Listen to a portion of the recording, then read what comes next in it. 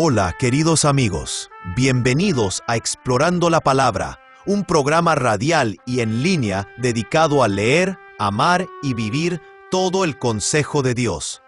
Si el Señor lo permite, nuestra intención es avanzar verso por verso, capítulo por capítulo, a través de toda la Biblia. Acompañándonos para continuar este recorrido, está nuestro maestro de la Biblia aquí en Explorando la Palabra, el pastor Paul Carter. Si tiene su Biblia con usted, me encantaría que la abriera ahora en Éxodo capítulo 17. Esta es otra historia de prueba. Ya he dicho esto un par de veces. No existe tal cosa como una fe no probada. Dios no solo salva, Él prueba, Él examina, Él estira y Él santifica. Gracias a Dios. Escuche ahora la palabra de Yahweh, comenzando en el versículo 1. Toda la congregación de los israelitas marchó por jornadas desde el desierto de Sin, conforme al mandamiento de Yahweh. Acamparon en Refidim, y no había agua para que el pueblo bebiera. Entonces el pueblo discutió con Moisés, y le dijeron: «Danos agua para beber». «¿Por qué discuten conmigo?», les dijo Moisés. «¿Por qué tientan a Yahweh?». Pero el pueblo tuvo sed allí, y murmuró el pueblo contra Moisés, y dijo: «¿Por qué nos has hecho subir de Egipto para matarnos de sed a nosotros, a nuestros hijos y a nuestros ganados?». Y clamó Moisés a Yahweh, y dijo: «¿Qué haré con este pueblo? Un poco más, y me apedrearán». Entonces Yahweh dijo a Moisés: «Pasa delante del pueblo, y toma contigo a algunos de los ancianos de Israel, y toma en tu mano la vara con la cual golpeaste el Nilo, y ve.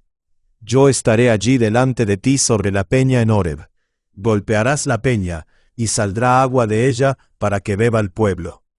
Y así lo hizo Moisés en presencia de los ancianos de Israel.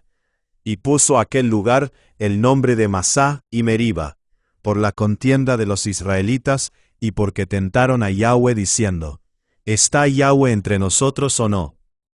Ahora vamos a hacer una pausa aquí para una breve nota geográfica.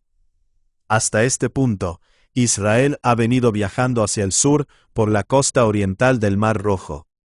La península del Sinaí tiene una forma parecida, más o menos, a la de Florida en los Estados Unidos de América. De modo que, si usted imagina a los israelitas viajando hacia el sur por la costa del Golfo de México, tendrá una idea general. Pero ahora comienzan a internarse hacia el interior, en dirección al monte Sinaí. El monte Sinaí, para continuar con nuestra comparación con Florida, está más o menos en el mismo lugar que el lago Okeechobee. Es decir, está cerca de la parte baja en cuanto al eje norte-sur, y en el medio en cuanto al eje este-oeste. Muy cerca del monte Sinaí había un oasis llamado Refidim, que normalmente era una fuente confiable de agua. Pero aquí se nos dice que por alguna razón estaba seco. Quizá había llovido menos de lo habitual. Cualquiera que haya sido la razón, una vez más, el pueblo queda muy decepcionado.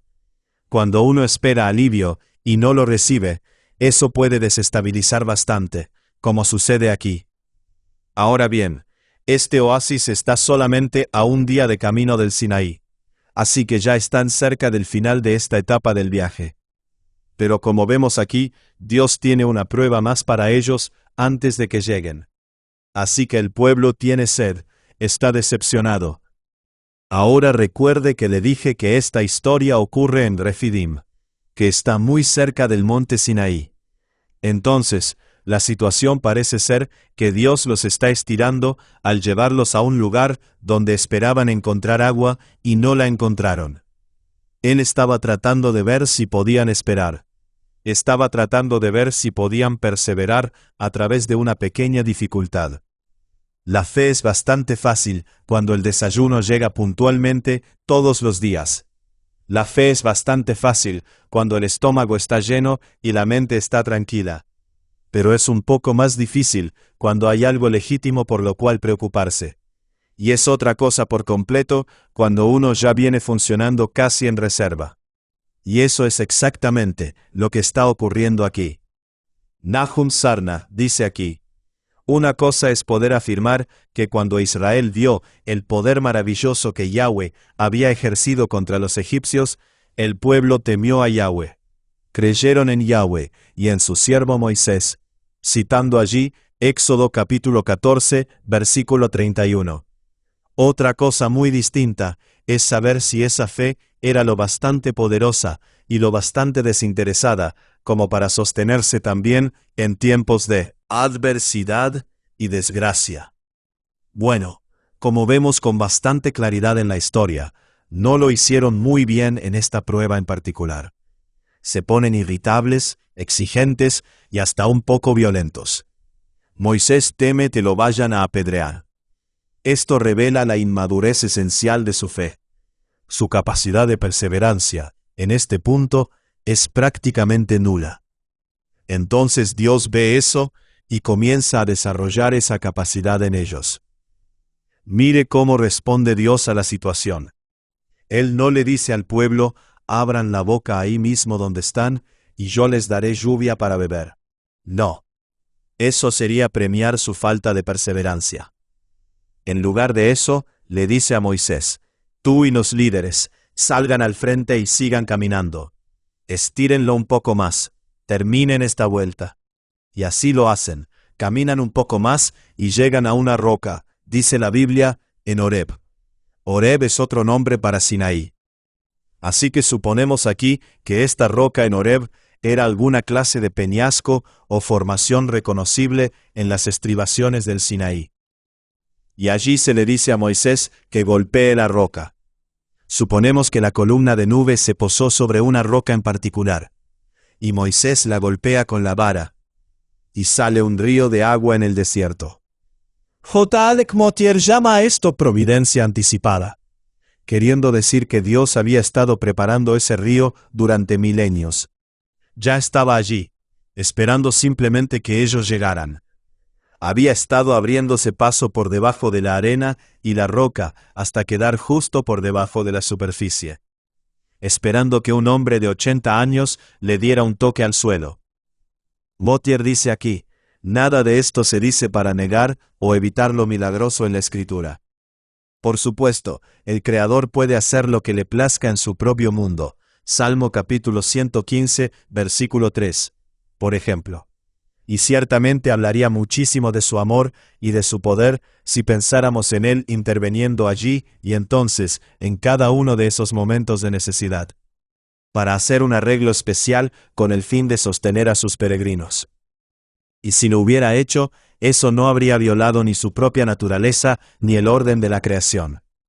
Pero habla de amor, de cuidado y de poder a un nivel aún más profundo.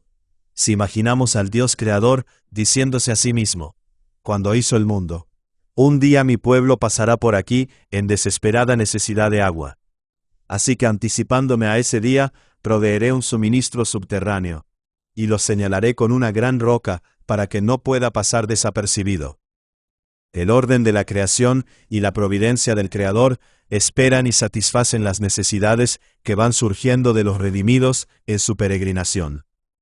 Nuestras necesidades ya han sido anticipadas en su gracia previsora y de largo alcance, la cual está siempre de nuestro lado. Esa es la lección aquí. La lección es que Dios ha planeado el suministro mucho antes de que nosotros nos encontremos con la necesidad.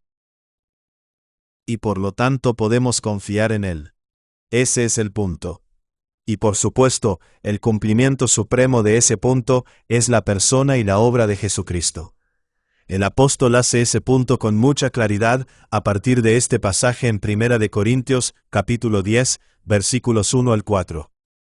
El apóstol Pablo dice: porque no quiero que ignoren, hermanos, que todos nuestros padres estuvieron bajo la nube, todos pasaron por el mar, y en Moisés todos fueron bautizados en la nube y en el mar.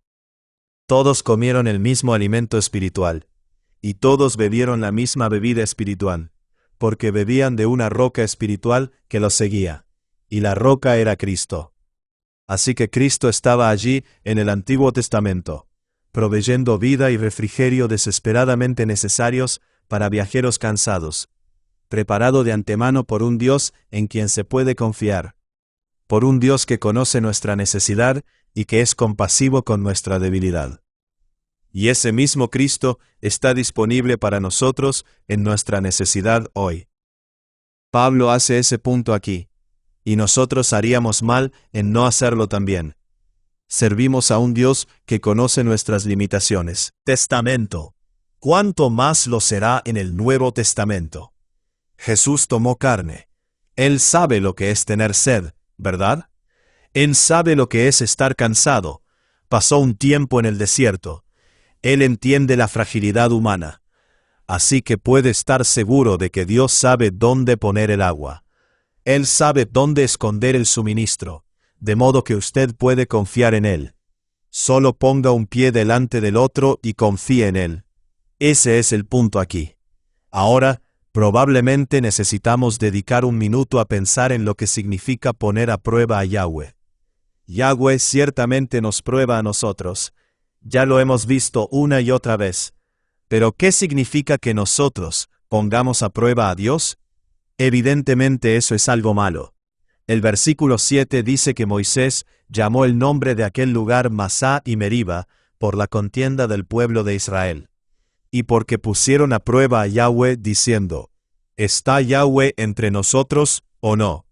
Ahora bien, por supuesto que hay un tipo de prueba que sí está permitido en la Biblia. En Malaquías capítulo 3, versículo 10, por ejemplo, Dios dice, «Traigan todo el diezmo al alfolí, para que haya alimento en mi casa, y pónganme ahora a prueba en esto, dice Yahweh de los ejércitos. Si no les abriré las ventanas del cielo, y derramaré para ustedes bendición hasta que sobreabunde». Así que dar un paso de fe en respuesta a algo que Dios nos ha mandado hacer es una buena clase de prueba. Pero esta historia, en Éxodo capítulo 17, es evidentemente una mala clase de prueba. Entonces, ¿cómo distinguimos la una de la otra? ¿Qué es una mala prueba? Douglas Stewart es útil aquí.